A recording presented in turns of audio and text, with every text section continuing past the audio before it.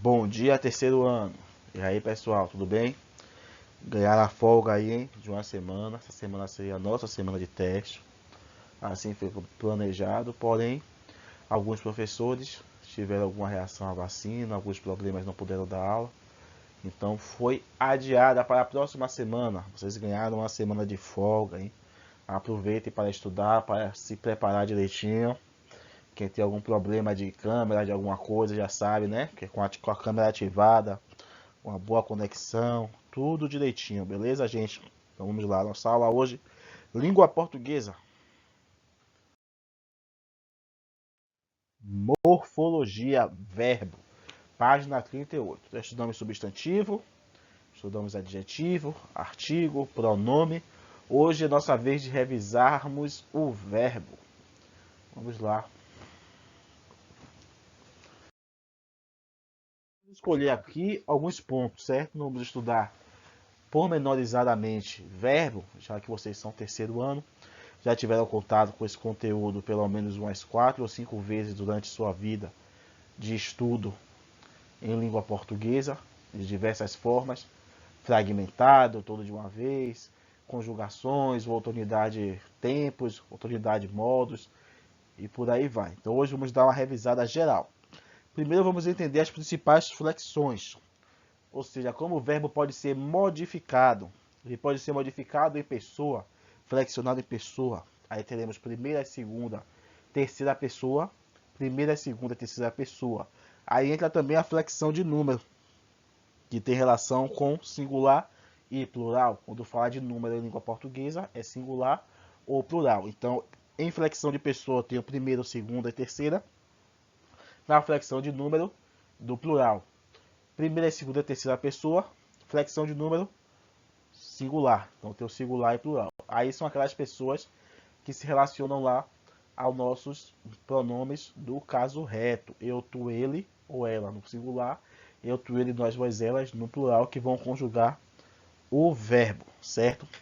Na flexão de modo, aí nós temos o modo indicativo, que expressa uma certeza, aquele modo da convicção. Temos o modo subjuntivo, que expressa algo incerto, algo duvidoso, algo hipotético, uma possibilidade, certo? Então tem o modo indicativo, modo subjuntivo, modo imperativo, quando é feito um pedido ou uma ordem, certo? Um desejo de uma vontade de que algo venha a acontecer, tá certo? Na flexão de voz, aí nós temos a voz passiva e a voz ativa, sendo a sua voz ativa. Eu nem coloquei a flexão de voz ali, né? Mas nós temos também a flexão de voz, pessoal, que indica como a ação verbal aconteceu. Quando ela é ativa, o sujeito é praticante da ação. Quando ela é passiva, o verbo indica que o sujeito recebe a ação, não executa a ação. Aí nós temos o agente da passiva, que é quem age quando a voz é passiva. E temos a flexão de tempo, que aí entra todos aqueles modos, né? Nós temos o passado, que é o nosso pretérito, o presente e o futuro, com as suas modificações, a depender do modo em que estivermos estudando, certo?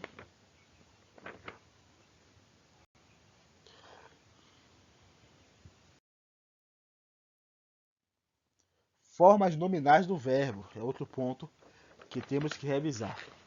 Nas formas nominais nós temos o infinitivo, que é aquela forma crua, aquela forma natural do verbo, com a sua terminação AR, ER, IR, OR, mostrando assim que o verbo está na sua estrutura impessoal, ainda não sofreu nenhuma conjugação. Nós temos a forma nominal chamada de gerúndio, que é a terminação do verbo em NDO, quando eu falo correndo, certo? Correndo indica um prolongamento da ação, algo que está em execução. E temos o particípio, com a terminação ado ou ada, que indica que algo já foi concluído. Quando eu digo que tinha estudado, aí tem uma diferença.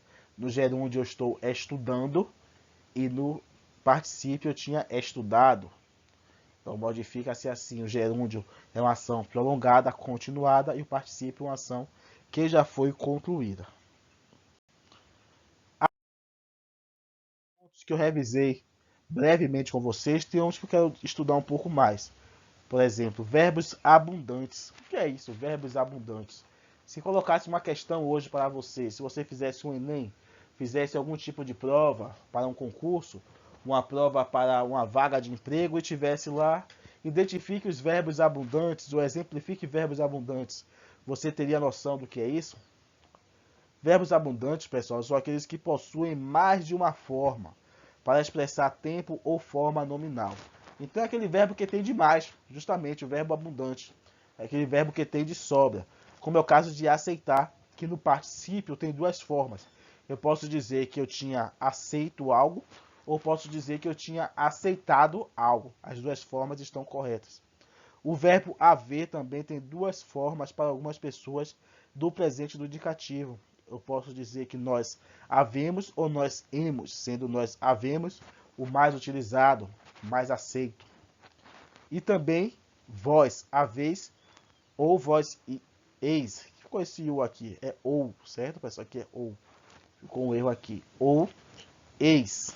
Tá bom? Então tem duas formas de utilização. Por isso são verbos abundantes, porque tem duas ou mais formas que são aceitas e que são utilizadas dentro da língua portuguesa.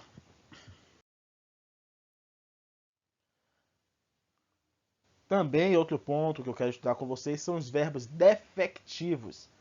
Novamente, acertariam a questão de verbo defectivo? Verbo defectivo são aqueles verbos que não apresentam conjugação completa. Ou seja, é como se fosse defeituoso. Por isso, defectivo tem um defeito na sua conjugação. A conjugação é incompleta. Então, vamos ter um momento em que, por exemplo, certo verbo, na sua primeira, segunda ou terceira pessoa, não vai ter a sua conjugação completa. Essa semana tinha até um ex-aluno falando comigo, conversando comigo pelo WhatsApp. Aí ele queria dizer que o Vitória ia falir, né? Só que ele queria colocar na terceira pessoa.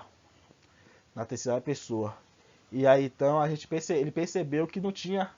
Aí ele me perguntou, professor, como é que eu falo que o Vitória vai falir, o Vitória está. Eu falei, não tem um verbo correto, porque o verbo falir ele é defectivo, não tem uma forma. É o mesmo que acontece com o verbo adequar.